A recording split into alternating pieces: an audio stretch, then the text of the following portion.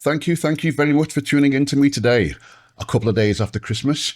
So I couldn't wait. I'm just always fiddling. I'm always messing with the cameras. I'm always grading, editing. I couldn't stop. So I thought I'd put together a quick tutorial for you about how I graded how I'm going to grade this very short film. Basically, it's a thriller where somebody's been tasked with the mission of going into somebody's house and eliminating them with a silencer. So without further ado, let's jump in and I'll show you exactly how I'm going to do this very basic thriller color grade.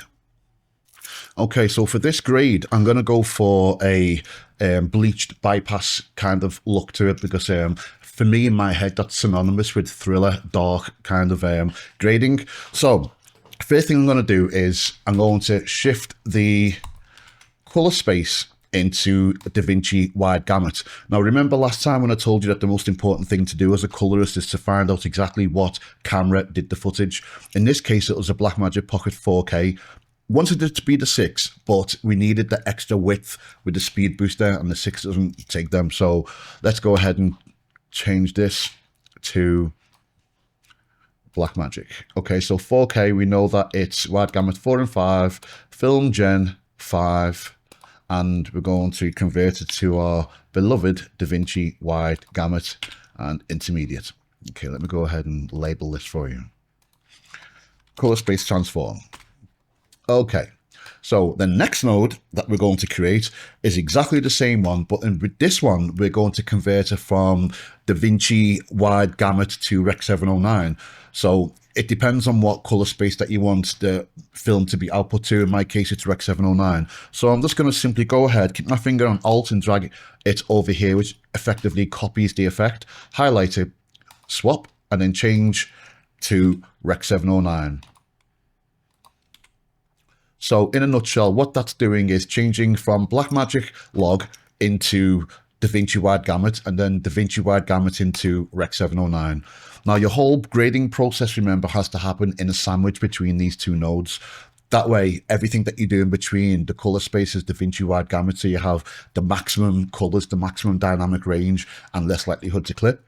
So the next thing I'm going to do is I'm going to create my primaries. So with this, I'm going to label that primary. So remember I said it was a thriller. So I'm going to decrease the exposure with my favorite method here, which is HDR wheels, and lower it down to about here.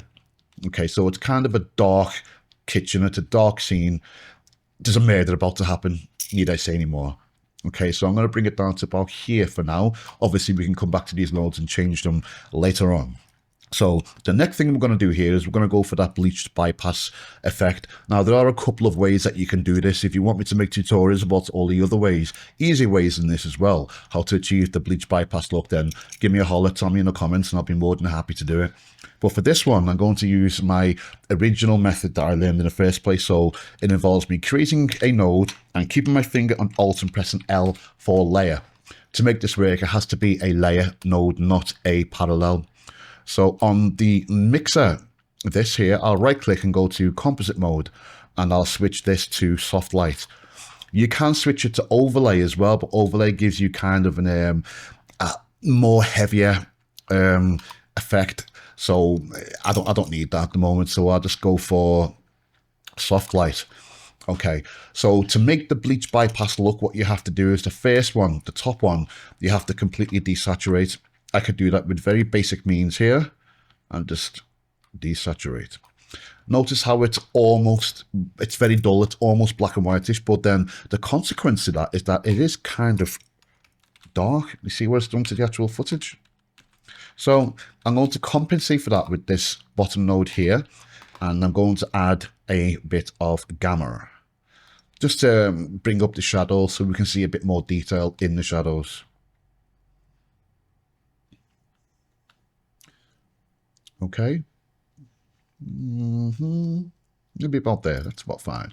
Okay, good stuff. Now, have you noticed the effect that the bleached bypass has on the highlights?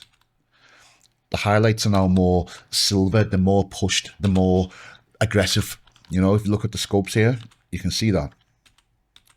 Okay, so we've desaturated it there and we've added a little bit more of the gamma.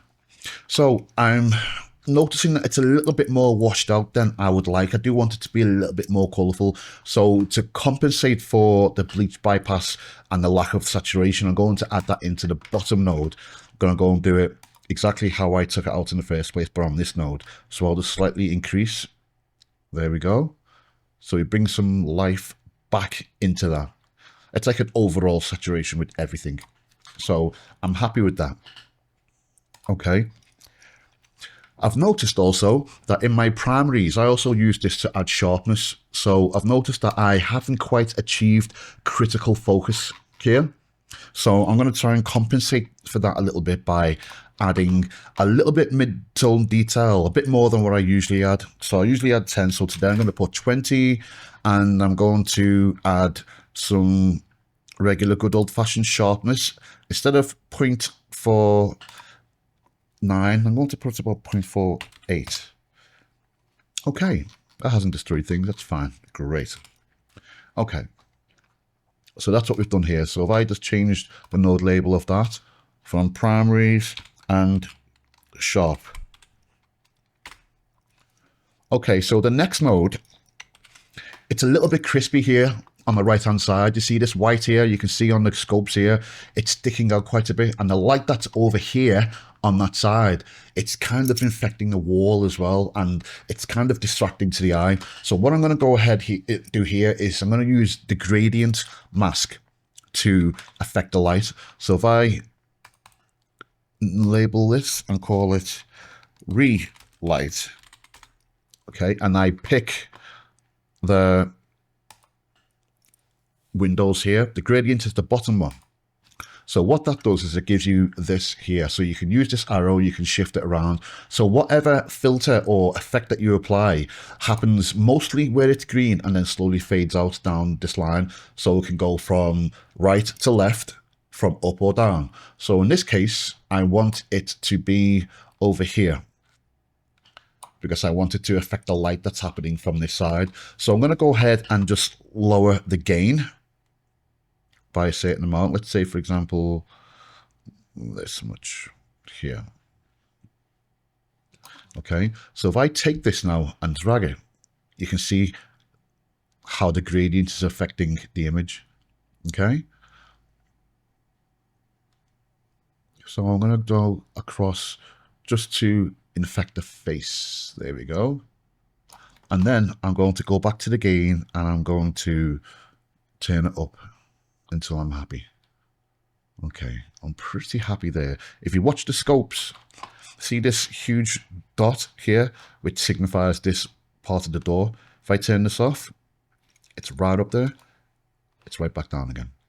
Okay, so I'm pretty happy with that. Okay, let's go back to normal size. Okay, so one final thing that I will do is at the very end here, you can see that they are very low towards the blacks on the bottom here. What I usually do after here is I add another node just in case I need to change the black level. So with that, I can bring it down slightly just so it's just kissing a little bit more, a little bit darker. There you go. There you go. And there you have it.